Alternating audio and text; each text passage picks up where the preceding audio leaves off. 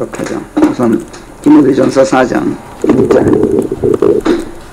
지금 성령께서 분명히 이야기하시나니 마지막 때에 일부 사람들이 미혹하는 영들과 마귀의 교리에 귀가 솔깃하여 믿음에서 떠나게 되리니. 한 번 더 읽으면 지금 성령께서 분명히 이야기하시나니 마지막 때에 일부 사람들이 미혹하는 영들과 마귀들의 교리에 귀가 솔깃하여 믿음에서 떠나게 되리니. 지금 건너뛰어서 13절 넘어갑니다. 내가 갈 때까지 성경 읽는 일과 권면하는 일과 교리에 몰렴하라. 그 다음에 16절. 너 자신과 교리의 주의를 기울이면서 그런 일들을 계속하라. 이렇게 하는 중에 너 자신을 구원하고 네 말들을 듣는 모든 사람들을 구원하게 되리라. 지금까지 우리가 이제 디모데전서 1장, 2장, 3장을 공부해 왔습니다만은 그 1장, 2장, 3장이 다 그러했지만 4장도 지금 보시다시피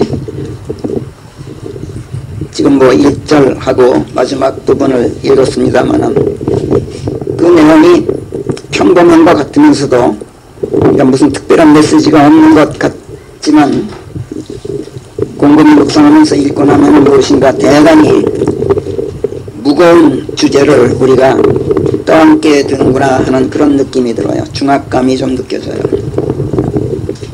그러니까 생각하면서 곰곰이 씹어가면서 이 말씀을 읽으면 읽을수록 그 무게가 더 가중되는 듯한 그런 부분이 많이 있습니다만은 역시 이 장도 그렇습니다. 여러분 어떤 중압감을 느끼십니까? 이 부분 읽으면서 한 예를 들어서 한번 보죠. 지금 이 대목은 사도 바울이 디모데에게 보낸 서한에서 편지에서 어딘지 모르게 강한 톤으로 강한 어조로 뭔가 여러 가지 일들을 권면하고 있는 형식으로 된 말씀이에요. 그러니까 사도가 다른 사도에게 그리스도인 중에서도 그리스도인이 아주 모범적인 그리스도인에게 보낸 편지예요. 그런데 지금 디모데가 그런 그리스도인인데 그야말로 장로회의 안수와 함께 예언에 의해서 14절에서 그렇게 얘기하죠. 내게 있는 은사를 소홀히 하지 말라. 그것은 장로회의 안수와 함께 예언에 의해서 내게 주어졌다. 이렇게 얘기합니다. 그런 목회자예요 지금. 그래서 아무도 그를 어리다고 업신여기지 못하게 되어 있는 사람이에요. 12절에 의하면 아무도 내가 어리다고 업신여기지 못하게 하라. 이렇게 지금 이야기하고 있어요. 구원받고 거듭난 그리스도인이고 목회자이고 그 위대한 사도 바울이 그렇게 가장 신뢰했던 그런 목회자예요.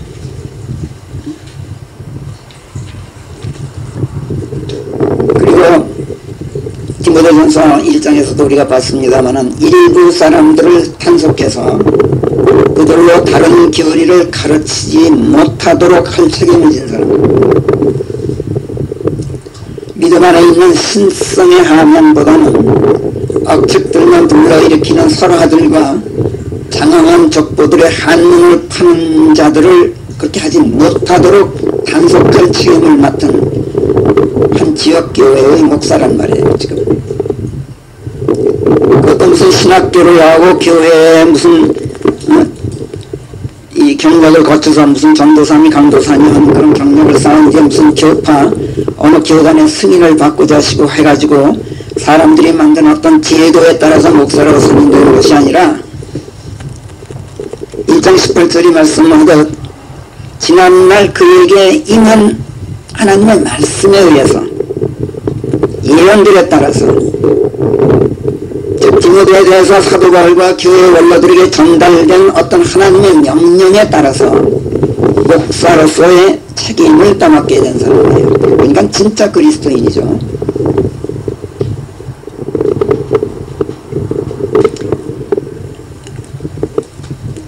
이런 사람에게 성령께서 지금 오늘 읽은 대로 4장 마지막 절에서 뭐라 그러고 있어요.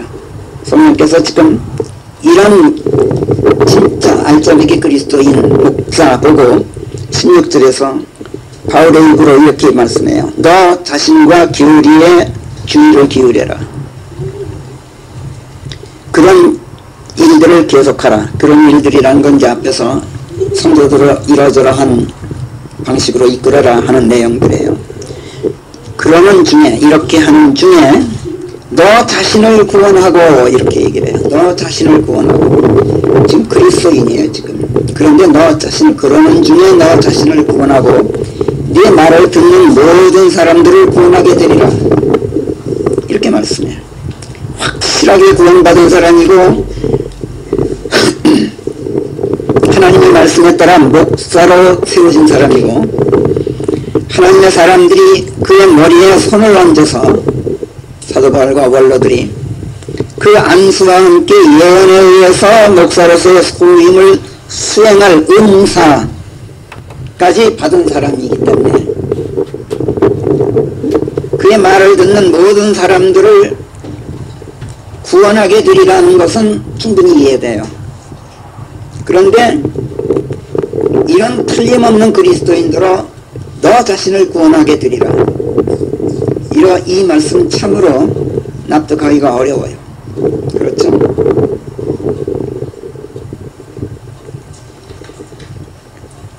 우리가 물론 그동안 충분히 이 부분에 대해서 조명받고 공부해둔 바가 있기 때문에 이게 무슨 말씀인지 어렵지 않게 이해하고 납득할 수 있어요. 그렇지만 대부분의 사람들이 이 말씀을 이해하지 못하고 심지어 성경 주석자들까지도 이 말씀을 주석하지 않고 그냥 건너뛰는 게 보통이에요. 다른 소리를 안 해요. 사실은 거의 모든 사람들이 이해하지 못하는 것이 아니라 아예 관심 자체를 갖지 않는 대목이에요. 그냥 넘어가는 게 보통이에요. 구원받은 사람은 구원에 이르는 길을 걷고 있는 사람이에요. 여러분들 지금 여기 기울이에 조심하라, 이 기울이에 조심하라 하는 말이 사정에서 2번 이상 나와요. 그 교리가 바로 뭐냐면 바로 이걸 얘기해요. 그리스도인이 구원받았다는 것은 구원에 이르는 길을 걷고 있는 사람이다, 이런 뜻이에요. 근데 그 구원에 이르는 길을 어떻게 걸어야 할 것인가에 대한 가르침이 바로 여기서 말하는 그 교리예요. 지금 그리스도인들이 가장 소홀히 하는 부분이죠. 구원받은 사람은 지난주에도 제가 말씀드렸지만 구원의 배를 타고 마지막 목적지인 구원의 항구를 향해서 항해하고 있는 사람이에요. 이 구원의 배는 중도에 무슨 안초에 걸려서 좌초되거나 항로를 이탈하거나 폭풍을 만나서 무슨 파선하고 난파당하거나 그런 일이 전혀 없이 최종 목적지까지 구원의 항구에 무사히 도착할 것이 확실시 되는 배예요. 아주 안전한 배란 말이에요. 우리가 타고 있는 배는. 왜냐하면 이 구원의 배는 하나님의 말씀들이기 때문이고 이 배를 지금 운항하고 계신 선장, 이 배의 선장은 예수 그리스도시기 때문에 그래요. 사실은 그리스도의 영이지만 성령께서 지금 이 배의 키를 잡고 계세요. 지금 그러니까 절대로 안전해요. 그러나 중요한 점은 이 배는 나만 달랑 혼자 싣고 가는 배가 아니라 나만 태우고 가는 배가 아니라는 점이에요. 이 배는 여러분들만 싣고 가는, 여러분만 싣고 유유히 항해하고 있는 그런 배가 아니에요. 이 배는 지금 많은 사람들이 물에 빠져서 허우적거리고 있는 바다를 지나고 있어요. 이 배는 많은 배들이 항로에서 이탈해서 좌초되고 있는 바다를 지나가고 있어요. 또 이 배는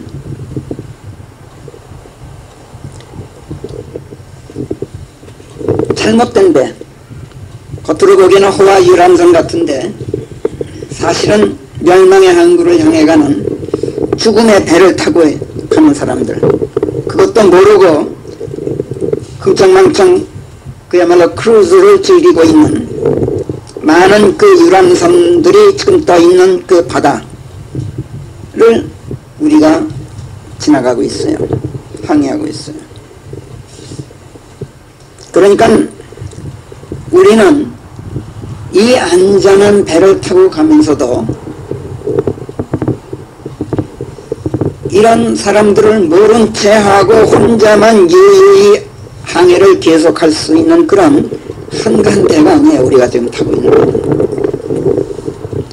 이 배가 하나님의 말씀이고 이 배의 선장이 성령이시기 때문에 우리가 타고 있는 구원의 배는 그 불쌍한 사람들을 모른 채 하고 우리 혼자 목적지를 향해서 항해할 수가 없어요.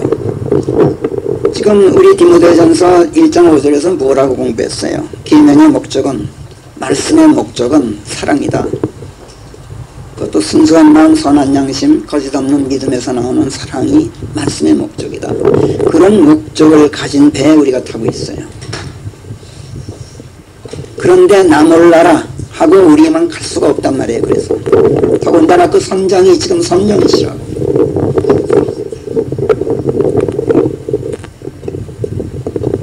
우리가 타고 있는 이 배는 물에 빠져서 허우적거리는 사람들을 어떻게 하든 한 사람이라도 더 건져내야만 하고, 다른 배를 타고 가다가 자초되고만 사람들을 하나라도 더 우리 배로 옮겨 실어야 되고, 멸망의 포구를 향해 가고 있으면서도 흥청망청 크루즈를 즐기고 있는 저 철없는 호와 유람선의 그 사람들을 향해서 목이 터지도록 미망에서 깨어 일어나서 어서 우리 배로 옮겨 타라고 설득하면서 확성기되고 외쳐야 되는 그런 배에 우리가 타고 있단 말이에요. 온갖 방법을 다 동원해서 복음을 전파하느라고 눈코 뜰 새 없이 바쁜 항해를 하고 있는 배예요. 우리가 탄 구원의 배는 사랑의 배예요. 말씀의 배이기 때문에. 건조될 때부터 사랑이 동기가 되어서 건조되었고, 지금 항해하고 있는 것도 지금 사랑을 실천하면서 진행하고 있고, 우리가 가고 있는 최종 목적지도 포구에서 지금 기다리고 계시는 우리 신랑 예수, 사랑이 지금 기다리고 있어요. 그분의 영접을 받기 위해서 가는 배예요. 지금 이것이 지금 우리가 타고 가는 구원의 배예요. 물에 빠져서 허우적거리는 사람을 건졌다고 해서, 또 좌초하고 파선한 배에서 옮겨 실어주었다고 해서, 또 호와 유람선에 미혹되어서 멸망의 항구로 가는 줄도 모르고 흥청망청 먹고 마시면서 죽음의 크루즈를 즐기는 사람들을 일깨워서 우리 배로 옮겨 싣고 구원의 포구를 향한 생명의 항해길로 인도해 주었다고 해서 우리가 돈을 받는 것도 아니고,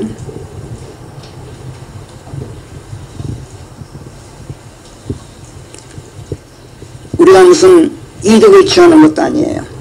우리가 탄 배는 또 우리의 배가 아니라 하나님의 배예요.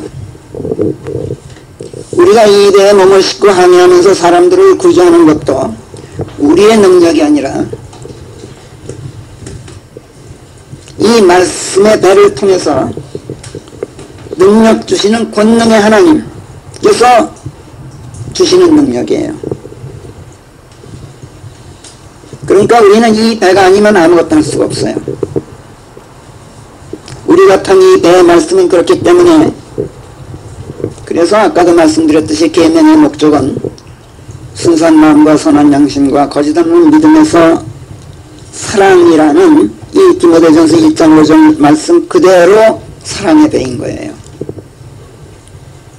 그래서 우리 같은 이 배는 우리만이 아니라 항해하는 도중 한 사람 한 사람 구조되고 옮겨 타는 새 식구들을 함께 태우고 항해해야 되는 배란 말이에요. 절대로 안전하게 순항은 해요. 절대로 안전하게 최종 목적지인 구원의 항구에 도착하게 돼 있어요. 그러나 가는 도중에 해야 될 일들이 이렇게 많기 때문에 아마도 우리가 구원의 항구에 도착하는 것은 예정보다 훨씬 늦어질지도 몰라요. 또 우리가 만약 선실에 그냥 누워서 이제 나는 구원의 배에 탔으니까 무사히 항구에 도착할 거다, 그냥 마음 푹 놓고 선실에 누워서 쿨쿨 잠만 자거나 팔짱 끼고 서서 물에 빠진 사람들 갑판에서 구경만 하고 있거나 이런 식으로 모른 채 땅 좀 피고 있다가는 구원의 최종 목적지에 우리가 이루는 것이 그만큼 더 늦춰질 게 분명해요. 왜? 우리가 그런다면 우리의 선장 성령께서는 한 발짝도 더 항해를 계속하지 않으시기 때문에 그분은 그럴 수가 없는 분이에요. 물에 빠져 헐적거리는 저 불쌍한 사람들 주변을 그냥 맴돌기만 하실 거야. 우리가 팔짱 끼고 있으면. 우리가 바다로 뛰어들어서 저들을 건져 옮겨 싣고 또 옮겨 타라고 목전껏 외치고 이렇게 하기를 기다리고 계신단 말이에요. 그러기 전에는, 우리가 움직이기 전에는 꼼짝도 안 하시는 성령 하나님이시란 말이에요.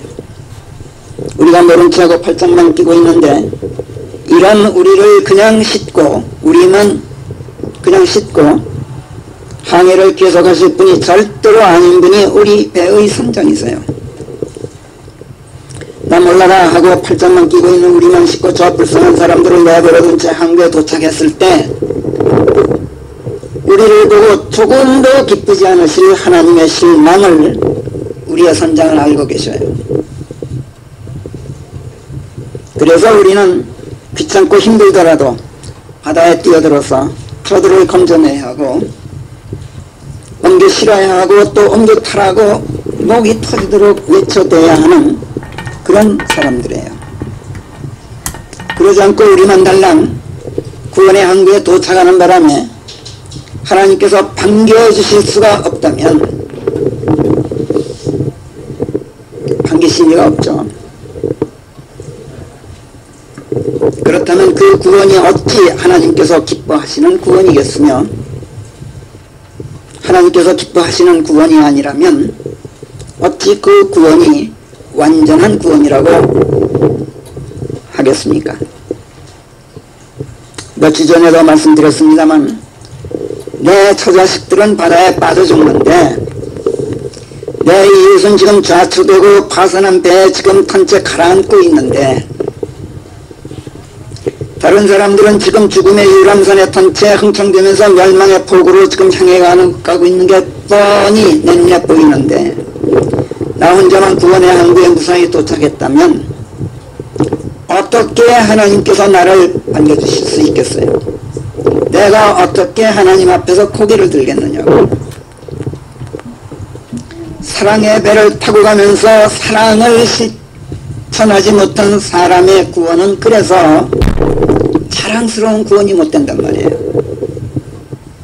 자랑스러운 구원이 못 된다면 이거는 성공한 구원에 이런 것도 아니고 완전한 구원에 이런 것도 아니고 자랑스럽지 않다면 영광도 없는 구원이야. 같은 구원이라도, 여러분 이걸 아셔야 돼요. 같은 구원이라도 자랑스러운 구원이 있단 말이에요. 저는 오늘 우리가 다른 무엇보다도 이것을 우리가 깊이 명심하게 되기를 정말 바라요. 같은 구원이라도 자랑스러운 구원에는 하나님의 상이 있어요. 하나님의 영광이 함께한다고 성경이 약속해요.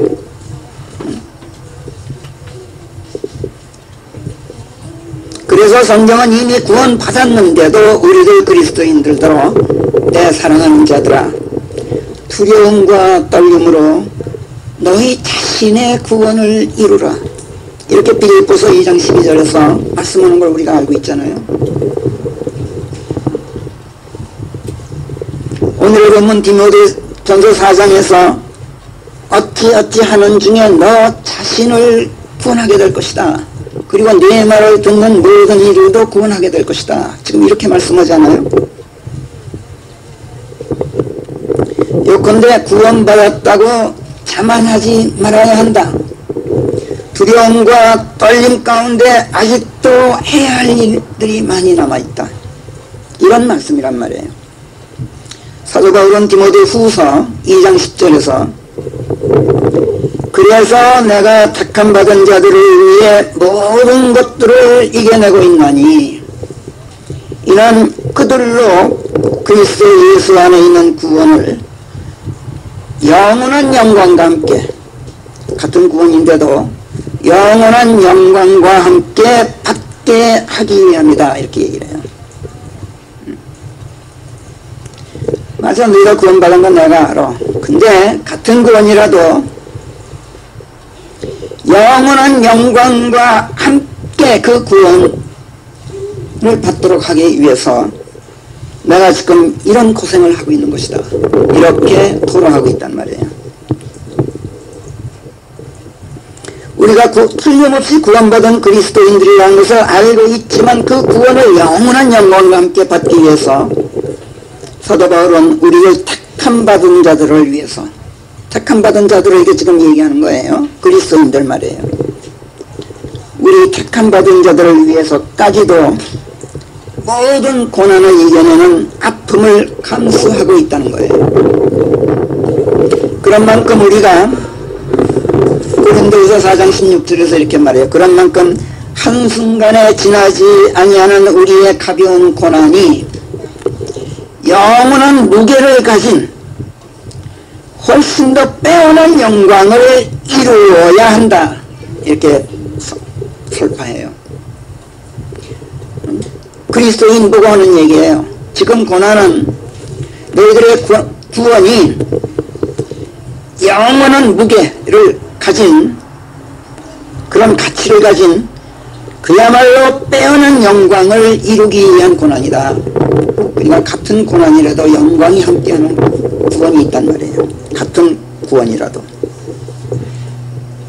그런가 하면 또 우리 성령께서는 로마서 2장 10절에서 바울의 입으로 이렇게 말씀해요. 누구나 선을 행하는 사람에게는, 그리스도인에게 하는 말입니다, 영광과 존귀와 평강으로 갚으신다, 이렇게 약속하셔요. 그렇기 때문에 무엇이 선하고 받으실 만한 하며 완전한가를, 무엇이 선하냐, 무엇이 퍼펙트하냐, 무엇이 하나님께서 억셉트하실 만하냐, 즉 하나님의 뜻이 무엇이냐, 이거를 확실히 알도록 해라, 이렇게 로마서 12장 2절에서 충고하셔요. 또 고린도전서 9장 24절에서는 그러므로 너희는 상을 타기 위해 달려라, 이렇게 강력하게 촉구해요. 또 히브리서 6장 에서는 9절부터 보면은 사랑하는 자들아 너희에게는 구원에 수반되는 것들이 있다. 구원받았으면 거기에 뒤따르는 것이 있다.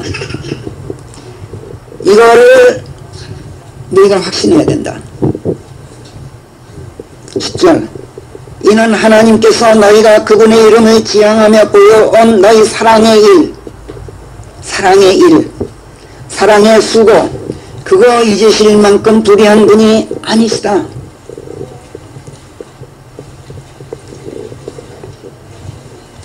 실제 너희 각 사람이 소망에 대한 충만한 확신을 갖게 되기까지, 즉 소망에 대한 충만한 확신이 뭐예요? 하나님의 영광 안으로 내가 들어간다. 내가 주께서 다시 오실 때 구원받은 내가 결국은 하나님의 영광 안으로 들어간다는 확신, 이게 소망 아니에요? 이게 확보되었다. 어떻게 확보됐어? 사랑의 일, 사랑의 수고를 했기 때문에 이 항해를 하면서 구원의 배를 타고 이렇게 확신을 갖게 되기까지 끝까지 한결같은 열심을 보이라. 이렇게 히브리서 6장 9절에서 11절까지 말씀하셔요. 이 말씀은 우리가 지난날 하나님의 부르심에 기꺼이 호응했고 복음을 흔쾌히 받아들였고 하나님의 구원사역에 응했고 그럼으로써 그리스도인으로 거듭난 데 대한 칭찬이라기보다 지금 이 말씀, 히브리서 6장 말씀은 지금 칭찬하시는 게 아니야. 그게 아니라 구원에 뒤따르는 약속된 그 무엇인가에 대한 소망을 깊이 있고 성취하기 위해서 노력을 기울이고 있는 우리의 그 사랑의 일, 사랑의 수고, 이거를 끝까지 계속해라, 열심히 계속해라 하는 격려의 말씀이에요. 사실 성경을 보면 여러분들 구원받은 그리스도인들을 칭찬하는 제목이 한 말씀도 없다는 거 여러분들 아세요? 구원받은 그리스도인들을 칭찬한 말씀이 한 군데도 없어요. 성경에는. 구원받은 그리스도인들에게 성경은 계속 격려하고 권면하고 충고하고 질책하고 회초리로 치지 잘했다, 이제 됐다, 이제 푹 쉬어라, 이런 말 한마디도 없어요. 이거를 우리가 놓치면서 살고 있어요. 그런데도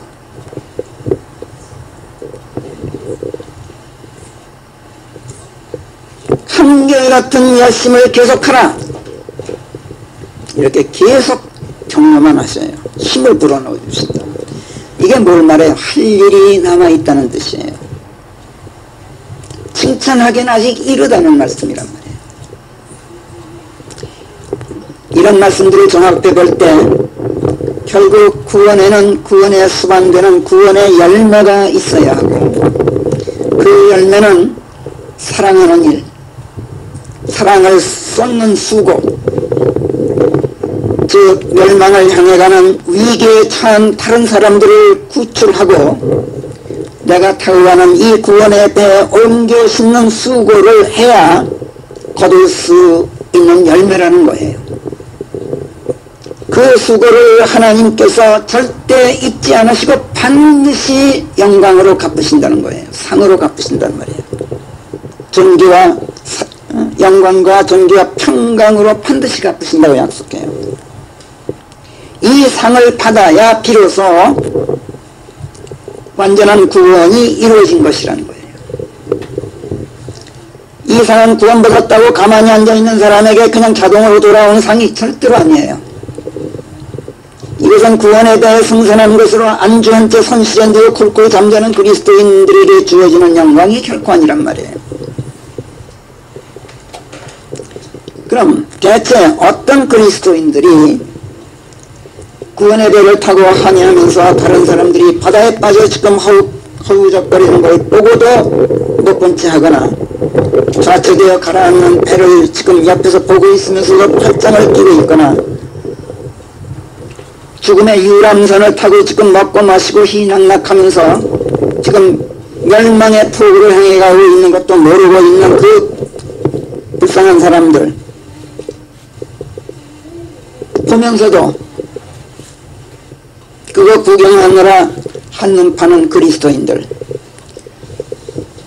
구원받았다면서 세상으로부터는 전혀 초탈에 있지가 못한 그리스도인들이 이런단 말이에요. 그 사람들이 눈에 들어오질 않아. 오히려 부러워해 그 사람들을. 모든 사람들이 구원받기 바라시는 하나님의 뜻에 전혀 무관심해. 관심을 가지려고도 이런 그리스도인들. 설사 하나님의 뜻을 알더라도 세상 재미에 대한 욕망을 버리지 못해서, 그 욕망을 절제하지 못해서 그 뜻을 저버리는 그리스도인들. 물에 빠진 사람들을 건지러 바다에 뛰어드는 수고가 싫은 사람들. 그런 힘든 일을 인내할 줄 모르는 그리스도인들. 모든 사람들을 구원하기 바라시는 하나님의 그 사랑, 하나님의 신성, 하나님의 품성, 그걸 지니지 못한 그리스도인들. 그러니 형제우애가 있을 수 없고 사랑이 있을 수 없는 그런 그리스도인들, 바로 이런 그리스도인들이 구원의 배에 안주한 채 선실에 누워서 굴굴 잠만 자는 사람이고, 다른 사람들이 지금 바다에 빠져서 허우적거리는데 팔짱 끼고 구경하는 사람이고, 이런 그리스도인들이에요. 이런 사람들을 향해서 지금 주께서 뭐라고 말씀하실 것 같아요? 요한계시록 3장 1절에서 3절까지 이렇게 말씀하셔요. 이런 사람들에게 예수님께서 하나님의 일곱 영을 지닌 이가 이런 것들을 말하는 거라. 네가 하는 일들을 내가 아나니 살아있다는 명목은 네게 있는데 네가 죽어 있다는 것이라. 방심하지 말고 깨어 일어나라. 죽어가는 남은 것들에게 힘을 주어라. 네가 하는 일들이 하나님 앞에서 완전한 것을 내가 발견하지 못하였기에 이르는 말이다. 너 지금 구원의 배에 타고 간다고 희낙낙하고 있는데 내가 볼 땐 너 영 형편없어 지금. 그러므로 네가 어떻게 듣고 받아들였던가를 되새겨. 지난날 그렇게 듣고 그렇게 배운 게 아니지 않느냐. 그걸 한번 되새겨서 그 배운 바를 단단히 붙잡고 회개하라. 그래야 내가 정신 차리고 있지 않으면, 선실에서 깨어 일어나지 않으면 내가 도둑같이 너를 덮칠 터로되 내가 어느 시간에 너를 덮치게 되는지를 너는 알지 못하리라. 이렇게 경고하셔요.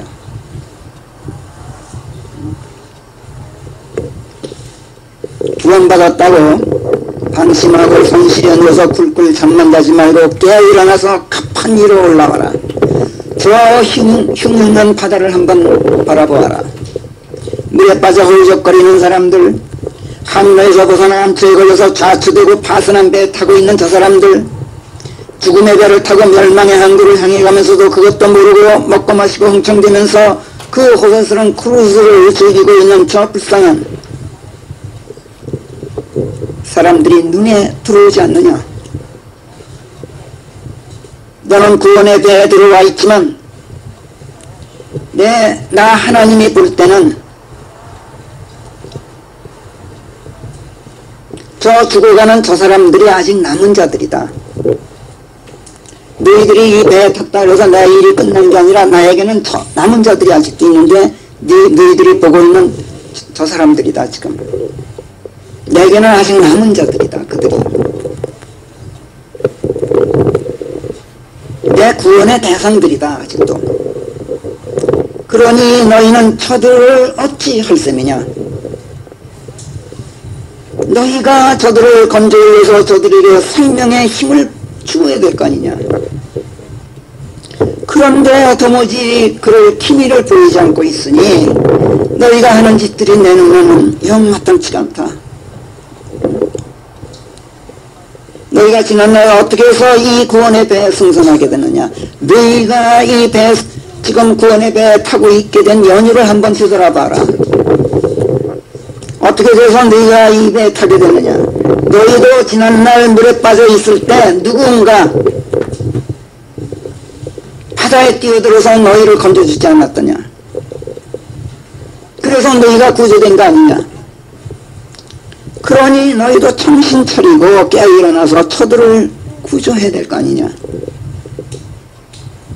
그렇지 않으면 내가 밤에 도둑같이 임할 때 너희가 내 앞에서 당당히 고개를 들고 내 영광 안으로 들어올 수 있겠느냐. 지금 이렇게 말씀하신 거예요. 요한계시록 3장 1절에서 3절까지. 자기는 구원받았다고 자처하면서 다른 남은 자들을 방관하고 있는 그리스도인들에게 하신 말씀이에요. 이런 그리스도인들에게 성경께서는 또 베드로후서 1장에서 5절부터 8절까지 이렇게 말씀하셔요. 그런즉 이에 머무르지 말고, 보세요. 구원받았다고 거기에 머물러 있지 말고 있는 힘을 다하여 너희 믿음에 초타를 더해라. 제발 좀 세상 일에서 초연해서 다른 사람들을 돌아보는 그런 눈을 좀 가져봐라. 그리고 이 초탈에 알을 더해라. 하나님의 뜻이 무엇인가를 좀 알도록 해라. 하나님의 뜻이 뭐예요? 모든 사람들이 구원받고 진리와 의 알매 이르기를 바라시는 분이다 라고 그러잖아요. 그죠? 이 뜻을 알았으면 제발 거기에 절제를 더해라. 다른 욕망을 좀 제발 좀 절제해라. 이 절제에 인내를 더해라. 바다에 뛰어들고 저 사람들을 건져내는 그 수고를 견뎌낼 수 있는 인내를 더해라. 그리고 그 인내에 뭐를 더해? 신성을 더해라. 하나님의 사랑을 품어라. 그리고 이 신성에 형제의회, 형제의회란 말을 좀 고쳤어요. 거기 형제다운 다정함 이렇게 고쳐서 형제의회하고는 틀린. 형제는 형제간의 의회예요. 형제가 아닌데도 카인드한 거, 친절한 거. 그러니까 형제다운 다정함, 그것을 더해라. 그리고 거기에 사랑을 더하라. 이게 디모데후서 1장의 5절부터 8절까지 말씀 아니에요? 결국은 사랑으로 끝나는데 이게 우리가 타고 가는 말씀의 배, 말씀의 최종 목적 아니에요? 이렇게 설득하시고 그 다음에 8절부터 보면은 실로 이런 것들이 너희 안에 있고 또 넘쳐 흐르면 그것들이 너희로 불임이 되지 않게 하고 절대로 그냥 그걸로 끝나질 않는단 말이에요. 반드시 열매를 낳게 만들어준단 말이에요. 우리 주 예수 그리스도와의 안에서 그리스도와 한 몸이 된 가운데 열매 없게 하지도 않느니라. 반드시 열매가 있다는 얘기예요. 그 열매가 뭐예요? 하나님의 영광. 그것이 하나님께서 우리에게 주시는 상이에요. 구원에 대해 올라 하나님의 말씀을 믿고 의탁하고 사는 것이 사실이라면 그리스도인들은 믿음 안에 살잖아요. 하나님께 모든 걸 맡기고 산단 말이에요. 그러면 그걸로 끝나지 말라는 얘기예요. 거기에 그 믿음에 머물러 있지 말고 그렇다면 이제 세상에서는 초탈해라. 세속적인 일들에서는 눈을 떼라. 그리고 초탈했으면 이제 모든 사람들이 구원받기 바라시는 그 하나님의 알미, 하나님의 뜻이 네 뜻이 되게 해라. 너가 하나님과 한 몸 되었으면 하나님의 생각이 네 생각이어야 되지 않느냐.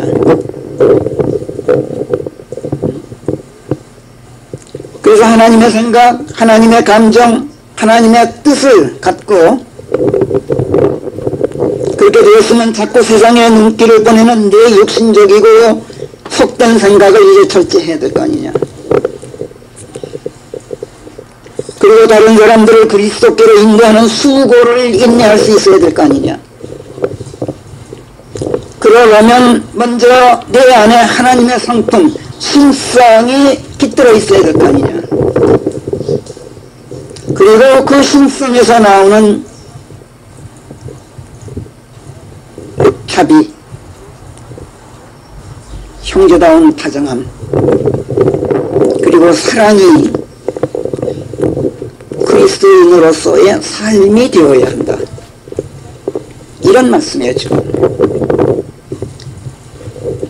이 말씀을 조금이라도 실행해 가면서 구원의 최종 목적지에 이르러야 하나님께서 우리를 반갑게 맞아주시고 당신의 영광 안으로 우리를 영접해 드리셔요.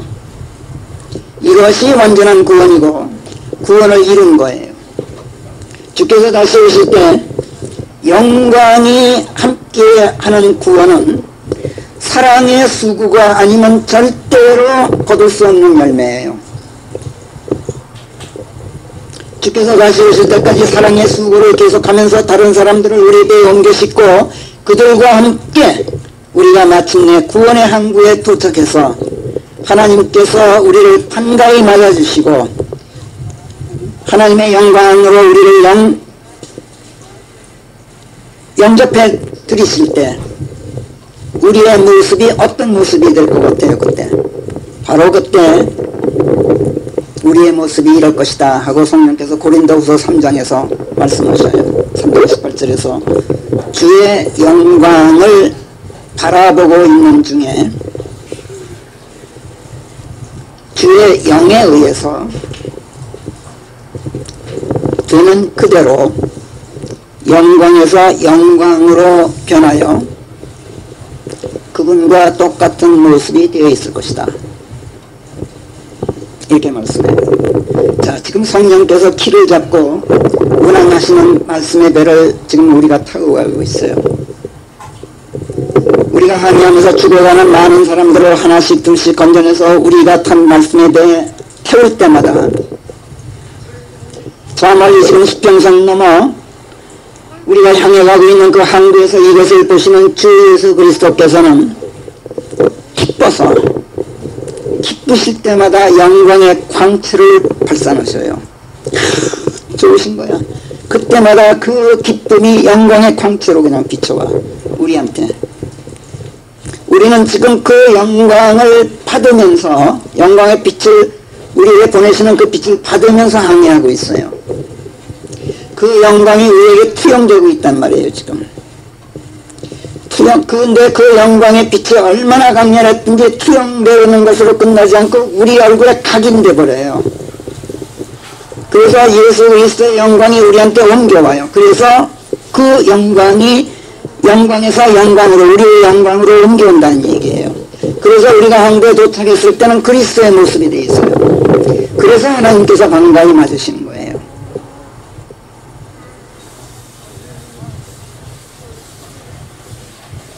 이것이 바로 고린도후서 3장 18절 말씀의 속뜻이에요. 우리의 삶 속에서 이런 과정이 하루하루 진행되는 동안 당신의 아들 형상과 같은 모습을 되게 하시기로 예정하셨던 그 하나님의 계획이 조금씩 성취되어 가고 있는 거예요. 이것은 우리가 구원의 종착지를 향해 항해하면서 잠자거나 팔짱 낀 채 가만히 앉아있지 않고 하나님의 사랑을 실천하는 가운데 많은 사람들을 우리 배로 옮겨 타도록 하는 수고가 계속되어야만, 그러면서 구원의 항구에 이르러야만 되는 일이에요. 그러지 않고는 안 돼요. 결국 구원의 완성이란 많은 사람들을 죽음의 바다에서 건져내고 그들과 함께 우리 배에 타고 구원의 항구에 도달한 것, 이걸 말해요. 구원의 완성이라는. 다시 말해서 우리가 얼마나 하나님의 사랑을 다른 사람들에게 베풀었는가, 우리가 하나님의 은혜를 얼마나 다른 사람들과 함께 나누어 가졌는가, 그래서 그들도 우리와 함께 구원의 은혜 안에 들어오게 하였는가, 여기에 구원의 완성 여부가 달려있다는 얘기예요. 하나님의 사랑을 얼마나 다른 사람들에게 베풀어서 그들을 구원의 은혜 안으로 되었느냐에 또 달려있다는 걸 우리가 배웠어요. 하나님의 신성에 오면 이건 불가능해요. 그래서 성경의 교리가 뭐냐 이렇게 말할 때, 성경의 핵심 교리가 뭐냐 이렇게 말할 때 흔히들 뭐라고 대답하느냐면은 하나님의 구원 계획과 구원 체계에 대한 교리, 그것이 핵심이다 이렇게 대답들 해요. 맞는 말이에요. 성경이 밝히는 하나님의 구원 계획이나 구원 체계, 하나님께서 독립해 놓으신 어떤 구원 방식에 대한 해석은 기독교라는 이름의 종교가 지금까지 많은 오류를 범해왔어요. 이것이 하나님의 구원 계획이고 하나님의 구원 방식은 이렇다. 여기에 대해서는 우리가 그동안 배웠듯이 기독교라는 그 종교 신학에서 많은 오류를 범해서 잘못 가르쳐 왔어요. 그래서 수없이 많은 유사 그리스도인들을 양산해 온 걸 우리가 알고 있어요. 그러나 그렇기는 하지만 성경의 핵심 교리가 인류 구원이다 라고 보는 것은 옳단 말이에요. 이거는 의심의 여지가 없어요. 사실 하나님의 구원에 대한 교리는 성경의 핵심 교리라기보다 성경의 교리 전체가 다 구원에 대한 교리라고 말해야 옳아요. 예컨대 창세기 1장 1절에서 뭐라 그래요? 태초에 하나님께서 하늘과 땅을 창조하셨다 이렇게 선언해요. 이게 무슨 구원과 관계되는 교리라고 하겠어요. 그러나 이 말씀이 구원교리예요. 왜 그런지 이제 보세요. 자, 그리고 이렇게 시작한 성경이 마지막 어떻게 무슨 말씀으로 끝나요? 요한계시록 22장 20절 21절에서 무슨 말씀으로 끝나요? 이런 것들을 증거하시는 분께서 말씀하시나니 나는 틀림없이 속히 가노라 하시느니라. 아멘. 주 예수시여 그같이 오시옵소서. 우리 주 예수 그리스도의 은혜가 너희 모두와 함께 하기를 비노라. 아멘. 이렇게 끝나요. 태초에 하나님께서 하늘과 땅을 창조하셨다는 선언, 이거는 신학에서 이른바 창조론이라고 이름 붙이는 창조교리지만 사실은 창조자시기 때문에 하나님 그 한 분밖에는 다른 심판자가 있을 수 없다는 선언이고, 창조하신 분이 심판하신단 말이에요. 심판하신다는 것은 벌을 준다는 뜻이 아니에요. 벌을 주는 것은 심판의 결과에 따르는 거예요. 심판의 결과는 상을 줄 수도 있어요. 심판하신다는 것은 이거는 내가 맞는 거 맞다, 이거를 판정하신다는 뜻이에요. 얘는 옳다, 얘는 틀렸다, 이걸 판단하시는, 재판하시는 거예요. 심판이란 이거는 창조자만이 알아요. 내가 어떤 그릇을 만들었는데 그 질그릇을 딱 보고 이거는 우리 일을 위해서 만든 거다, 이거는 짝퉁이다, 이건 내가 만든 거 아니다, 이거를 심판하시는 건 만든 자만이 하실 수가 있잖아요. 그러니까 하나님 그 한 분이 창조자시다 라는 말은 그 한 분만이 심판하실 수 있는 분이다 이런 뜻이에요. 그렇다면 다른 심판자가 있을 수 없다면 구원자 또한 하나님 그 한 분밖에는 달리 또 있을 수가 없음을 선언하는 가장 기본적인 구원 교리예요. 창세기 1장 1절은. 맞다, 얘는 내가 만든 것이다, 구원하신단 말이에요. 이거는 내게서 나간 것이다, 구원하신단 말이에요. 그러니까 창세기 1장 1절부터가 벌써 구원결이에요. 그 심판자, 그 구원자께서 틀림없이 속히 간다. 이렇게 성경을 이 말씀으로 끝내요. 이 선언은 구원받은 자들과 그렇지 못한 자들을 심판하러 틀림없이 오시겠다는 선언이고, 구원받은 자들의 구원을 이루고 구원받지 못한 자들의 죽음을 확정 지으시겠다는 선언이기 때문에 성경의 이 마지막 구절들도 구원 교리에 속한 말씀이에요. 이처럼 성경은 교리의 초점이 구원에 맞춰져 있어요. 그런데 문제는 안타깝게도 사람들이 구원 교리의 전모를 밝혀내지 못해서 성경에서 구원 교리가 핵심이다. 맞아. 근데 구원 교리의 전체를 보지 못했단 말이에요.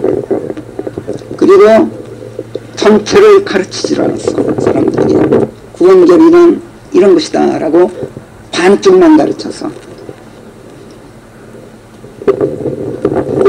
오늘 우리가 여러 군데 성경 말씀들을 지금 이미 조명받으면서 확인해 봤습니다만은, 구원에 대한 성경의 교리는 구원 그 자체로 끝나는 게 절대로 아니에요. 구원이 영광의 열매로 피날레를 장식하는 데까지 이야기 되어야 구원 교리의 전모를 밝혀낸 거란 말이에요. 쉽게 말해서 구원받았니? 아 그래? 그럼 됐다. 이게 아니란 말이에요. 그게 아니라 구원받았니? 예. 그럼 하나님의 신성을 함양하고 그 신성에서 나오는 하나님의 사랑으로 사랑을 실천하고, 그래서 다른 사람들도 그리스도께로 인도해서 그들과 함께 내게로 와라. 하늘에 올라와라. 이것이 구원의 완성이고 영광이 함께하는 완전한 구원이니, 이처럼 너희 구원이 이루어지도록 하라. 이것이 성경이 강조하고 있는 구원 교리의 전모예요. 여기까지 이야기해요.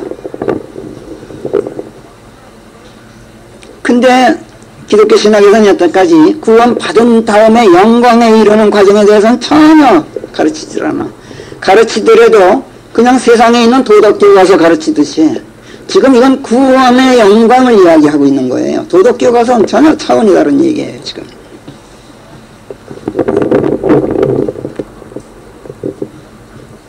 이걸 우리가 잊지 말아야 돼요. 성령께서는 이미 구원받은 그리스도인들에게 무엇인가를 계속 지적하시고 질책하시고 격려하시고 권면과 충고와 조언을 아끼지 않으시고, 아직도 우리의 갈 길이 남아있고 우리가 할 일이 남아있다는 것을 계속 환기시켜 주셔요. 그러면서 구원을 이루라, 소망을 이루라, 너희의 거룩함을 완성하라, 상을 놓치지 말라, 이렇게 명령하셔요. 우리가 이르러야 할 최종 목적지를 가리키고 계시지, 이미 최종 목적지에 왔다고 선언을 안 하셔. 이것은 하나님의 구원 계획에 대한 성경의 교리는 그 전모가 구원 자체에서 끝나는 게 아니라 구원의 완성까지 미치고 있다는 것을 극명하게 말해주는 대목이에요. 그렇기 때문에 구원받으라고 외치고 끝나면 복음의 반쪽만 외치는 거예요. 온전한 복음은, 우리가 완전하게 복음을 전파하려면 구원받으라고 외치는 것으로 그치지 말고 그 구원을 완성하라, 거룩함을 완성하라, 그리스도의 충만하심의 크기에까지 이르러라, 그런 수준에까지 이르러라, 이렇게 가르치는 데까지 연장되어야 돼요. 오늘 그 얘기를 앞에서 이미 여러 군데 살펴보았어요. 자, 고린도후서 7장 1절에서는 또 이렇게 말씀해요. 하나님을 두려워하는 가운데 거룩함을 완성해 나가자, 이렇게 격려하시는 성령께서 에베소서 4장 13절에서는 또 뭐라 그래요? 우리 모두가 믿음으로 합의를 이루자. 너 혼자만 가지고는 안 된다. 믿음 안에서 저 형제, 물에 빠진 저 사람들 건져내서 우리가 하나가 되자. 그리고 하나님의 아들과의 알므로 합의를 이루어서, 그러니까 예수 그리스도와 한 몸이 되어서 완전한 사람에 이르도록, 그러니까 나 혼자로는 완전하지가 않다는 얘기예요. 곧 그리스도의 충만하심의 크기의 수준에까지 이르러야 한다라고 가르쳐요. 에베소 4장 13절에서.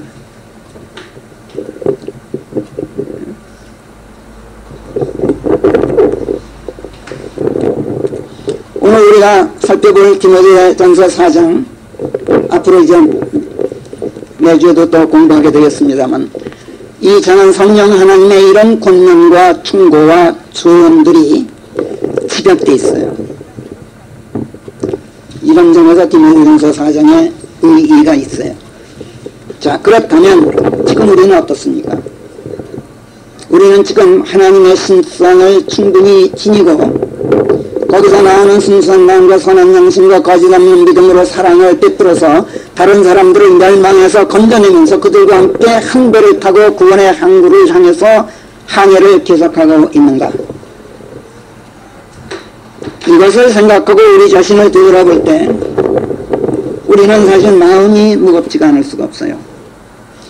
우리가 디모데전서 4장을 아까 서두에서 제가 뭐라고 그랬어요. 무심히 읽고 넘어가면 별거 아닌 것 같다. 그런데 곰곰이 생각하면서 읽으면, 묵상하면서 읽으면 어딘지 모르게 무거운 부담감을 느낀다. 어떤 자책감이 느껴지고 충격감이 느껴진다. 이렇게 제가 서두에서 말씀드렸는데 바로 그렇기 때문에 그런 거예요. 사실 이 장을 읽으면서 무엇인가 중압감을 느끼면서 우리 자신을 되돌아볼 수 있다면 이것만으로도 디모데전서 4장의 대의를 다 이해하고 파악한 셈이에요. 자, 그럼 오늘 시간이 허용하는 대로 얼마나 시간이 남았는지 디모데전서 4장을 1절부터 살펴보겠는데 아마 1절 강의하고 나면 시간이 다 될 것 같아요. 1절을 보면 지금 성령께서 분명히 이야기하시나니 마지막 때 일부 사람들이 미혹하는 영들과 마귀들의 기울이에 귀가 솔깃하여 믿음에서 떠나게 되리니 이렇게 말씀해요. 이 말씀은 장차 마지막 때가 오면 이러저러한 일들이 벌어질 것이다가 아니에요. 그런 말씀이 아니라 지금 이미 마지막 때가 되어서 이러저러한 일들이 벌어지고 있다라는 말씀이에요. 이것을 성령께서 지금 분명히 말씀하고 계신다 이런 말씀이에요. 지금이 곧 마지막 때라는 얘기예요. 지금이 곧 마지막 때. 이렇게 말하면 여러분은 아마 속으로 고개를 갸우뚱할 거예요. 성경을 읽으면서 마지막 때, 무슨 마지막 날 이런 말씀을 접할 때마다 어딘지 모르게 속았다는 느낌이 들거나 성경이 시대의 예측을 잘못하고 있다는 느낌이 들 거예요. 그래서 많은 사람들이 곤혹스러워하다 못해서 다른 건 몰라도 마지막 때에 관한 말씀만큼은 믿지 않아요. 지금 그리스도인들이라는 사람들을 보고 지금이 마지막 때요 이렇게 말하면 미쳤다 그런다고. 왜? 하도 속아왔기 때문에. 여러분들은 어떠세요? 마지막 때에 대한 말씀만 믿지 않았으면 좋겠는데 그 바람에 성경 전체를 안 믿어 사람들이. 응? 오늘날 교회에서 설교하는 거 보면 성경 말씀은 진짜 이거는 서자 취급당해. 세상자에 나오는 그 책들만큼 저 대우를 못 받아. 믿질 않기 때문에.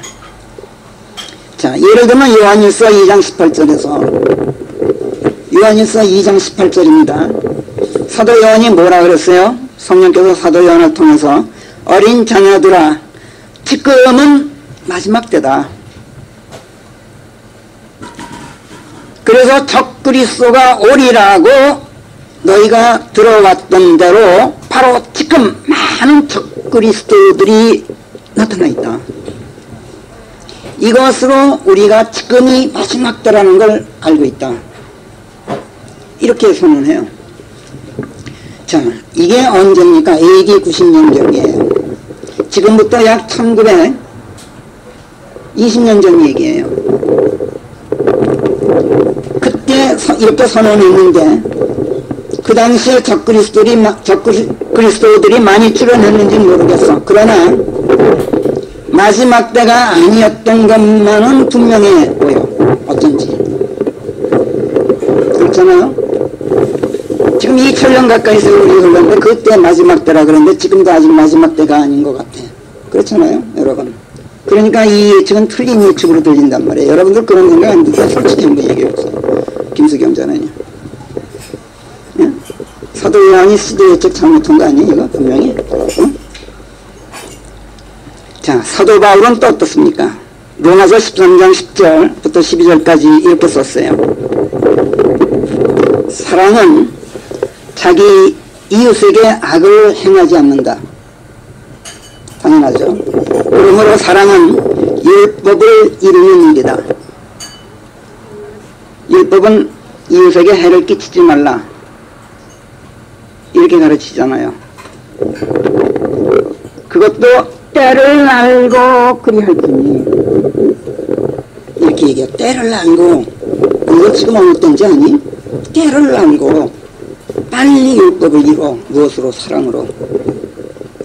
지금이 바로 참에서 깬 때다. 왜? 이는 우리가 처음 믿었을 때보다 우리의 구원받은 우리 보고 하는 얘기예요. 우리의 구원이 지금 더 가까이 이르렀습니다. 구원이 완성될 때가 가까워왔다. 늘 잠자고 있다가는 큰 코 다쳐. 구원받았어도 영광이 없는 구원이면 그거 다 볼 거야. 이미 밤은 많이 지났고 낮이 가까워졌다. 그러므로 어둠의 행위를 벗어던지고 빛을 갑옷으로 입자. 이렇게 이야기해요. 우리가 처음 믿었을 때보다 우리의 구원이 지금 더 가까이 이르렀다는 거야. 이미 밤은 이미 지났고 이제 낮이 가까웠다. 이게 뭘 말하는 거예요?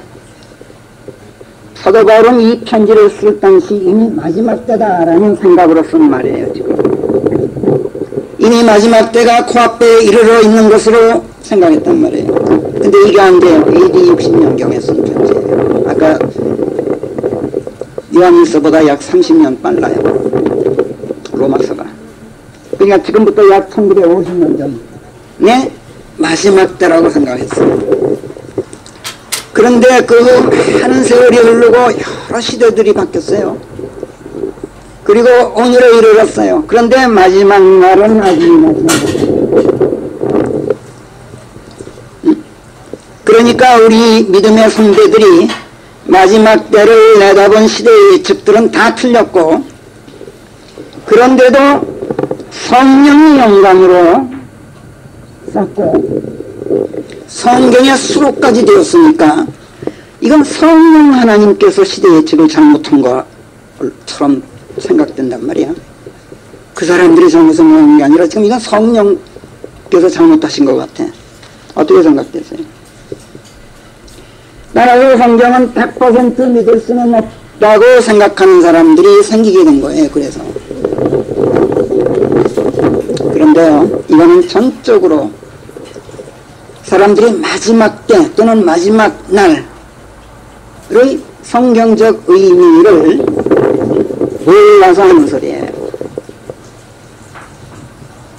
어떤 사람들은 이렇게 얘기해요. 주께는 하루가 천년 같고 천년이 하루 같다 라는 베드로후서 3장 8절 말씀을 빌려다가 마지막 때가 사람의 시간으로는 아직 멀었지만 하나님의 날짜로 시간으로 계산하면 코앞에 와 있다. 이런 말씀이다. 이렇게 해석해요. 되게 그렇게도 해석해요. 하나님께는 오늘이나 내일이나 똑같다는 얘기야. 이렇게 해서 성경 말씀을 변호해 주석자들이. 이 역시 성경이 말씀하는 마지막 때 마지막 날의 의미를 몰라서 하는 소리예요. 주께는 하루가 천년 같고 천년이 하루 같다는 이 말씀은 주께서 예고하신 일이 코앞에 다가와 있다. 하나님이 보실 때는 바로 당장이다 라는 이런 뜻으로 하신 말씀이 아니라 천년 뒤의 일도 하루 뒤로 당길 수 있고 당장 오늘의 일도 천년 뒤로 미루실 수 있는 권능을 가지신 하나님이시다. 이걸 얘기하는 거예요. 하나님은 마음만 작정하시면 밤에 도둑같이 오늘 밤이라도 오실 수 있고 천년까지라도 오래 참으실 수 있는 분이에요. 이걸 이야기하는 거예요. 하나님께서 지금 당장이라도 세상의 종말을 이루고 싶으셔도 아무도 멸망치 않고 회개에 이르게 하시려고 우리를 향해서 오래 참고 계신다고 베드로서 3장 9절은 말씀해. 그런 가운데 지금 있는 하늘들과 땅이 신성을 지니지 못한 자들의 심판과 멸망의 날에 불에 던져지도록 보존하신 채 마지막 날을 미루고 계신단 말이야.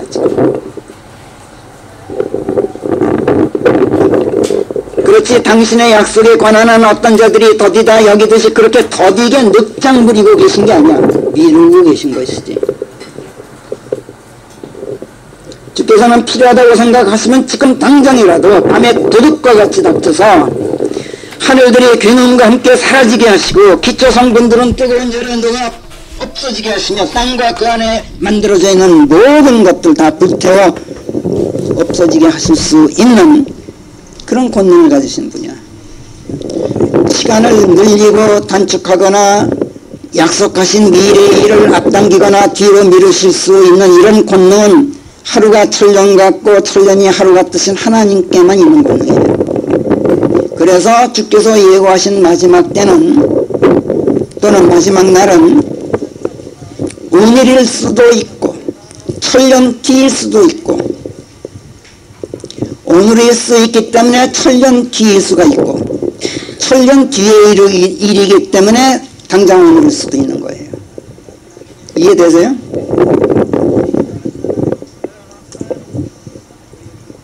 그러니까 주께서 다시 오실 때까지는 잘 들으세요. 주께서 다시 오실 때까지는 지금 이 순간이 마지막 때예요.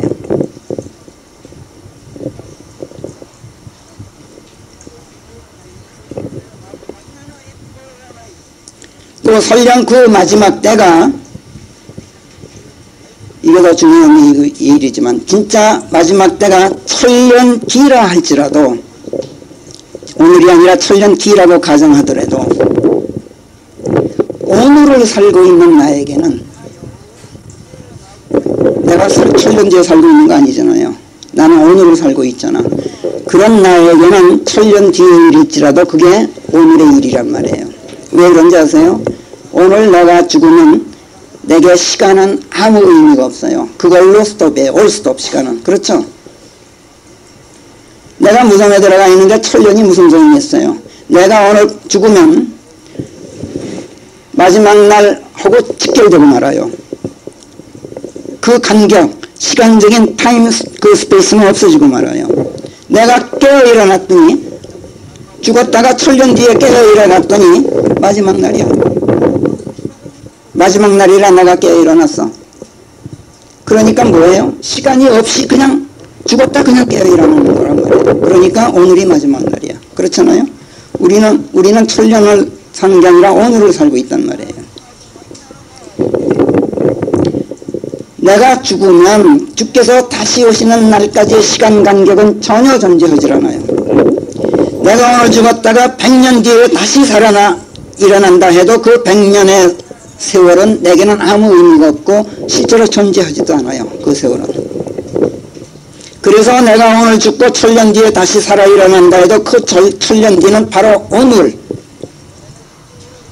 또는 내일의 일이란 말이에요. 바로 하루 차 한순간이라고.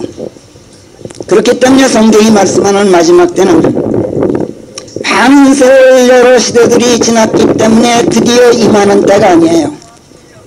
그게 아니라 그리스도께서 갈보리 십자가에 달려서 피 흘려 죽으시고 모든 시대의 모든 것 모든 사람들의 죄를 대속으로 해결해 놓으신 다음에 부활 승천하신 그 다음 순간부터 다시 오실 그날까지는 순간순간이 모든 시대가 모든 날들이 마지막 때이고 마지막 날이에요. 그래서 1920년 전 요한일서를 기록했던 사도 요한도 마지막 때를 살았었고 1950년 전 로마서를 기록했던 사도 바울도 마지막 때를 살았고 그 후 긴 세월 많은 여러 시대가 지난 뒤 지금 이 시대에 살고 있는 우리도 주께서 다시 오실 때까지는 마지막 때를 살고 있는 거예요. 그러니까 그 사람들이나 우리나 마지막 때를 살고 있는 건 똑같단 말이에요. 주께서 다시 오실 때 우리가 생존해 있더라도 죽지 않고 우리가 살아남아 있더라도 우리는 지금 마지막 때를 살고 있어요. 그렇잖아요. 이렇게 봐도 마지막 때 저렇게 봐도 마지막 때란 말이에요.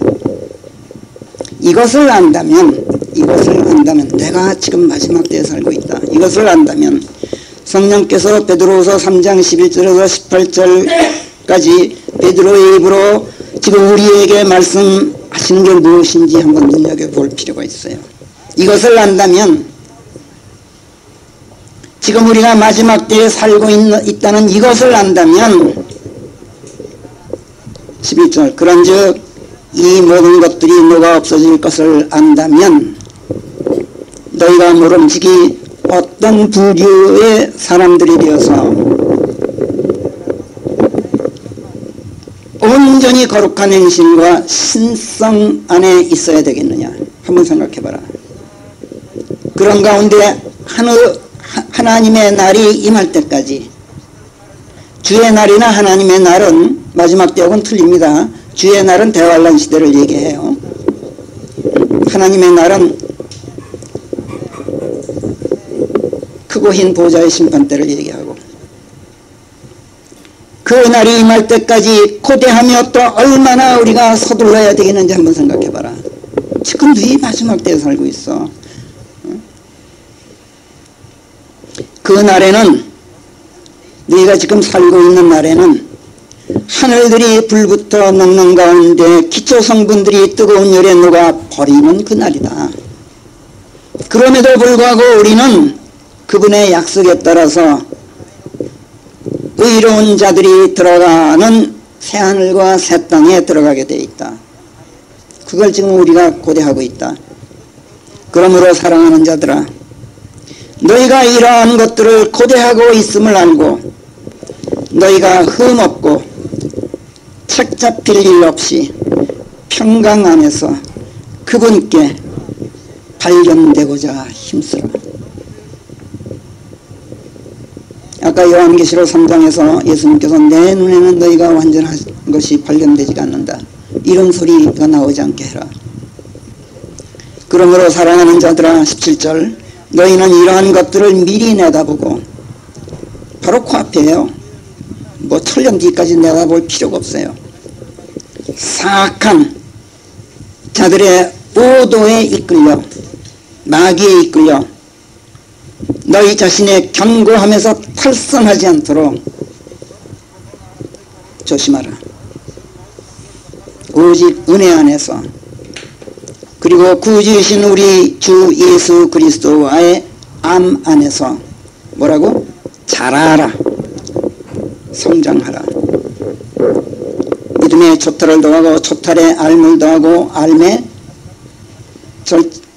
절제를 더하고 절제에 인내를 더하고 인내에 신성을 더하고 신성에 형제당 다정함과 사랑을 더하면서 성장하란 말이에요. 왜 그게 필요해요? 왜 성장이 필요해요? 그래야 그 신성이 내 안에 있어야 바다에 빠진 사람들이 내 눈에 들어오고 바다에 뛰어들 생각이 들게 돼 있어요. 그들을 건져내는 그 수고를 마다 안 하는 그런 용기가 생겨요. 그렇지 않으면 이런 일을 할 수가 없게 돼 있다는 얘기예요. 이 말씀이 바로 우리가 살펴보고 있는 디모데 4장에 집약되어 있는 가운데 제일 마지막 오늘 읽은 16절에서 이렇게 하는 중에 너희 자신을 구원하게 될 것이다. 그리고 네 말을 듣는 모든 사람들을 구원하게 되리라.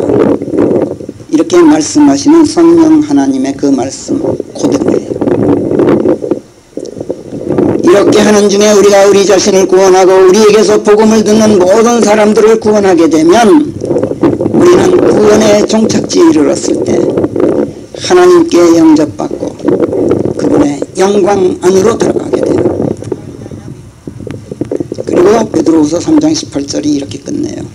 지금과 또 영원토록 영광이 우리가 받게 될 그 영광이 그분에게 돌려지기를 비노라. 아멘. 그래요. 기도하겠습니다. 인도하신 하나님, 오늘도 밝은 조명과 함께 보배보다 더 고귀한 말씀들을 주시고 저희들을 되돌아보면서 두려움과 떨림으로 아버지의 자녀들로서의 거룩함을 완성하는 일, 완전한 구원을 이루는 일, 이것이 얼마나 절박하고 긴박한 일인가를 깨닫게 해주신 것을 감사합니다. 아버지께서 약속하신 영광의 소망을 이루는 일이 아버지께서 저희를 구원하신 그 자비롭고 은혜로운 구원 사역의 최종 목표임을 저희가 마음속 깊이 새기고 구원받았다는 것만으로 안주한 채 방심하고 깨어있지 않는 어리석음에 빠져있지 않기를 저희가 원합니다. 저희가 최종 목적지인 구원의 항구에 다다를 때 저희가 도중에 건져 올린 수많은 다른 형제자매들과 저희들의 처자식, 아내, 친지 또 이웃들과 함께 도착해서 한가히 맞아주시는 아버지 하나님의 그 기뻐하시는 모습을 저희가 기필코 보게 되기를 간절히 원합니다. 그렇게 될 수 있도록 저희로 깨어서 살피는 가운데 저희 주변에 멸망을 향해 가는 사람들이 없는지 살피게 하시고 저들을 건져 올리는 사랑의 수고가 바로 그 일이 저희들의 일상적인 삶이 되도록 인도해 주셔서 저희의 구원이 반드시 영광이 함께하는 구원이 되도록 은혜 내려 주시옵소서. 하나님 아버지, 오늘도 저희들의 예배를 복되고 거룩하게 인도해 주신 것 감사합니다. 이제 마치고 돌아가오니 자녀들의 귀갓길을 동행해 주시고 또 한 주간 동안의 삶이 믿음의 촛털을 더하고 촛털의 알을 더하며 알의 절제를 더하고 절제의 인내를 인내의 신성을 그리고 신성의 형제다운 다정함과 사랑을 더해가는 하루하루가 되도록 이끌어 주시옵소서. 감사하고 우리 주 예수 그리스도의 이름으로 기도하옵나이다. 아멘.